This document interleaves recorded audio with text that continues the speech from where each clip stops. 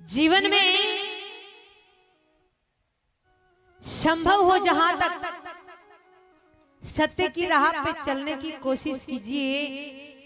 कभी भी झूठ मत बोलिए।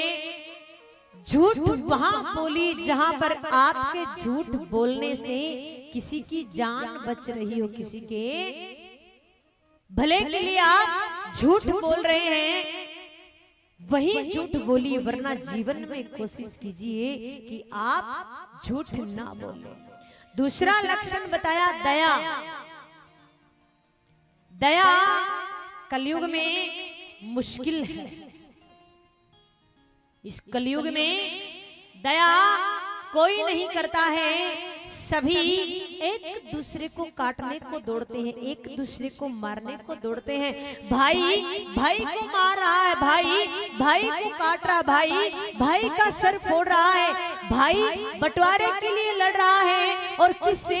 एक माँ के जाए भाई से बंटवारा करने के लिए वो एक दूसरे को मारने के लिए उतारू हो रहे हैं। दया है नहीं। पर ऐसा मत कीजिए। हो सके जितना कोशिश कीजिए कि आप दया करें। आपके हाथ से कभी किसी का बुरा नहीं हो। आप हो सके उतना भला करें, सत्य कर्म करें। किसी से जलन ना करे, किसी से ईर्ष्या ना करे जीवन में। क्यों? क्योंकि जीवन एक ही बार मिलता है, बड़ी मुश्किल से मिलता है। और इस जीवन में जितना पुण्य कमा लोगे उतना ही कम है। अरे पिछले जन्म में तो पता नहीं आपने क्या किया है, लेकिन कम से कम आने वाले जीवन को तो सुधार। आगे कौन सा जन्म मिलने वाला है, किस योनि में तुम जाने वाले हो, कम से कम सत्कर्म करके उस जीवन को तो सुधार। आजकल दया देखने मात्र भी नहीं बची है। और दया करना तो बहुत दूर की बात है। कहीं भी जाओ तो किसी की मदद करना बहुत दूर की बात। आजकल ये फोन जो चल गया है, मदद करें सो ना करें वो एक अलग बात। वहीं खड़े खड़े हम उसका वीडियो भी बनाने लग जाते हैं। सपोज कीजिए किसी का एक्सीडेंट हो गया है, अगर आपसे हो सके तो आपके पास गाड़ी है तो आप गाड़ी में उनको बैठाकर उनको ले जाकर मदद कर सकते हैं, हॉस्पिटल तक पहुंचा सकते हैं। लेकिन हम ऐसा नहीं करते हैं। हम तो वहीं खड़े खड़े उसका वीडियो बनाते हैं। अरे आप 2 मिनट के लिए अगर वीडियो बनाना बंद कर दें और इसको हॉस्पिटल तक पहुंचा दें तो आप कितना भलाई का काम करोगे, आप कितना अच्छा काम करोगे। लेकिन ऐसा होता नहीं, ऐसा कोई करता नहीं है। मानते फोन अच्छे के लिए चला है, लेकिन ज्यादातर लोग इसका मिसयूज भी करते हैं। आजकल तो माताएं आती, महाराज क्या करें, हमारे तो बच्चे फोन के बगैर चैन ही नहीं है, इनको खाना ही नहीं भाता है।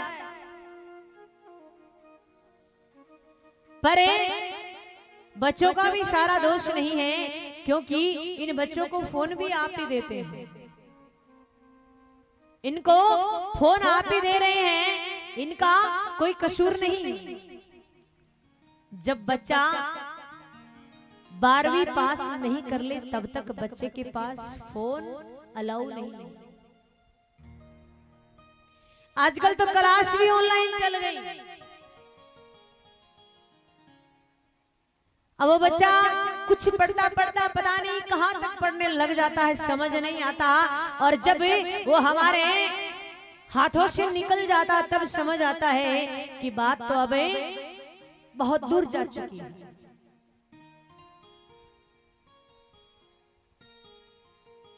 जितना हो सके उतना यहाँ पे युवा भी बैठे हैं, यहाँ पे नौजवान बच्चे भी बैठे हैं, हो सके उतना इस फोन की बीमारी से थोड़ा दूर रहने की कोशिश कीजिए। अरे क्या नहीं हो सकता फोन के बगैर। पहले भी तो फोन नहीं था, पहले वाले भी तो जीवित थे, ये फोन तो अभी चले हैं।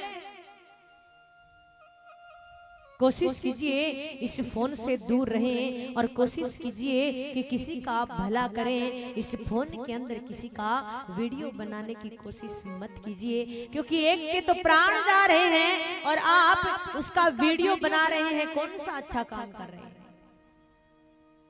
होश के जीवन में किसी का भला करने की कोशिश कीजिए। किसी को अपने मुख से, अपनी वाणी से कुछ ऐसा मत बोलिए कि उसको ठेस लगे, उसको बुरा लगे। तीसरा लक्षण बताया पवित्रता।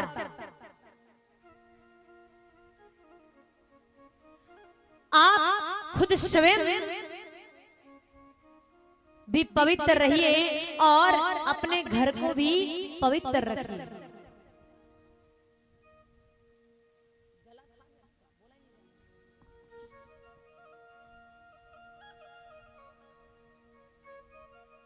आप स्वयं भी पवित्र रहिए और घर को भी पवित्र रखिए। देखिए, कहते हैं कि घर को जितना साफ सुंदर रखोगे, पवित्र रखोगे, आपके घर में लक्ष्मी मैया दौड़ कर आएगी। लक्ष्मी मैया और दरिद्रता दोनों बहन हैं, पता है क्या? दोनों बहन हैं। अगर आप जल्दी उठकर घर में झाड़ू निकाल लेते हैं और द्वार पे जल छीट देते, द्वार को शीतल कर देते हैं, आप घर में रात को झूठे बर्तन नहीं छोड़ते हैं, सुबह आप जल्दी उठ जाते हैं, तो आपके घर में माँ लक्ष्मी प्रवेश करती है। और जिस घर की माताएं रात को झूठे बर्तन रख देती हैं और लेट तक सोती हैं और जल्दी उठकर झाड़ू नहीं निकालती है, द्वार पे जल नहीं छीटती है, उसके घर में दौड़कर दरिद्रता प्रवेश करती है। जिस घर के सदस्य लेट तक सोते हैं ना, खर्राटे ले लेकर, कईयों का आदत है 10-11 बजे तक सोने की, वो ध्यान दे थोड़ा। वहां पे दरिद्रता आती है दौड़कर। खुद भी पवित्र रहें और घर को भी साफ सुंदर रखें। घर में कोई भी फूटा बर्तन ना हो, घर में कोई टूटी चारपाई नहीं हो, घर में फटे पुराने वस्त्र नहीं रखने हैं, घर को एकदम साफ सुंदर पवित्र रखना है। अगर आपको माँ लक्ष्मी को बुलाना है तो, वरना तो दरिद्रता मैया तैयार है। चौथा लक्षण है तपश्चर्या। आप बड़ी महंगी महंगी साबुन लगाते हो, बड़ा महंगा शैम्पू लगाते हो, बड़ा महंगा इत्र लगाते हो, सेंट लगाते हो, परफ्यूम लगाते हो, लेकिन जितने महंगी महंगी चीजें आप लगाते हो खुद को सुंदर रखने के लिए, सुंदर दिखने के लिए, लेकिन अंदर से मन आपका उतना ही मैला है। अगर आपको स्वच्छ रखना है तो आपके मन को स्वच्छ कीजिए। और कौन सी साबुन लगा करे? राम नाम की साबुन लगाकर। जब तक राम नाम की साबुन नहीं लगेगी तब तक ये मन, ये हृदय भी आपका स्वच्छ नहीं हो सकता, ये पवित्र नहीं हो सकता। इसको राम नाम की साबुन लगाकर इसको पवित्र कीजिए। जितना घिस घिस कर लगाओगे उतना ही ये पवित्र होता चला। कई बार दिखने में सामने वाला व्यक्ति बड़ा सुंदर दिखता है, लेकिन अंदर से उसका हृदय उतना सुंदर नहीं होता है। और भगवान को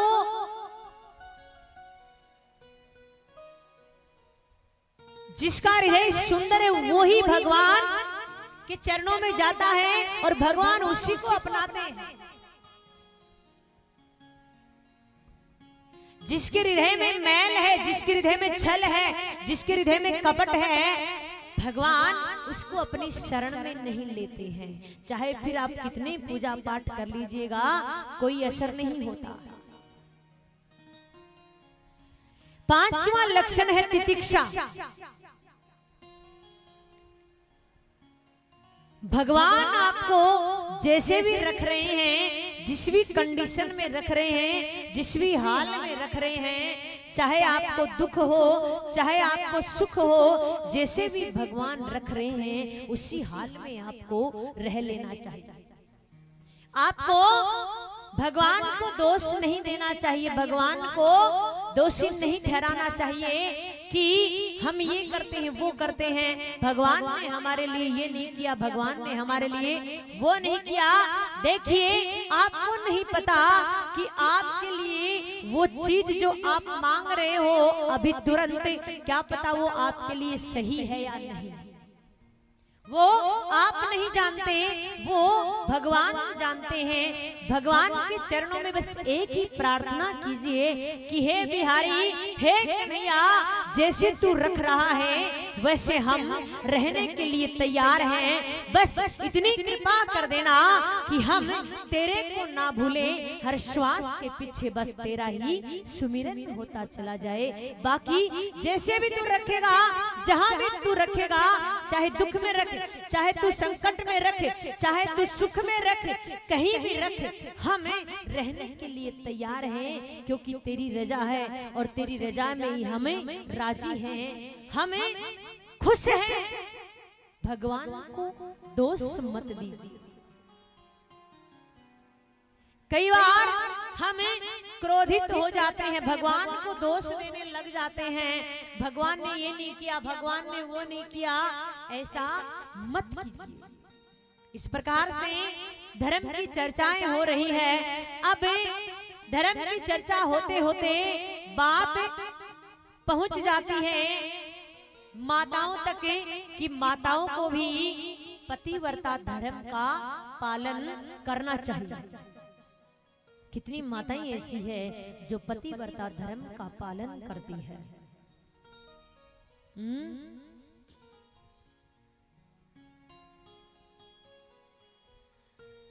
हो सके जितना भी आपसे कोशिश कीजिए कि आप पतिव्रता धर्म का पालन करें। आप किसी भी पुरुष को देखकर, किसी भी पराये पुरुष को देखकर आपके मन में कोई गलत भाव नहीं आए, आपके मन में कोई गलत भावना पैदा ना हो। अगर आप अपने से बड़े पुरुष को देख रहे हैं तो आप पिता तुल्य की नजर होनी चाहिए, पिता तुल्य आप उसको समझें। और आपकी उम्र के पुरुष को अगर आप देख रही हैं तो आपका भाव भाई के बराबर होना चाहिए। और आप आपसे छोटे को देख रहे हैं तो आप उसको बेटे की नजर से देखें। आपकी शादी जिस पुरुष से हो गई है उसको ही आप पति परमेश्वर समझें। हो सके आप जितना भी कोशिश करें कि आप उसकी सेवा करें, आपके मुख से कोई गलत शब्द उनके लिए ना निकले। आप हरदम उनकी सेवा में लगे रहें। आप उनका नाम कभी भी अपने मुख से ना लें। कितनी माताएं ऐसी है जो अपने पतिदेव का नाम अपने मुख से लेती है,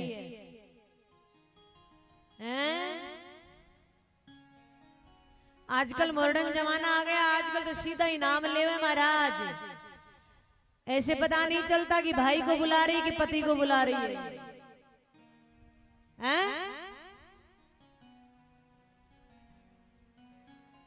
लेकिन कहते हैं पति का नाम मुख से लेने से पति की आयु कम होती है। अब भाई जिनको आयु कम करनी हो तो एक अलग बात है, बाकी तो शास्त्र कहता है कि पति का नाम कभी मुख से नहीं लेना चाहिए।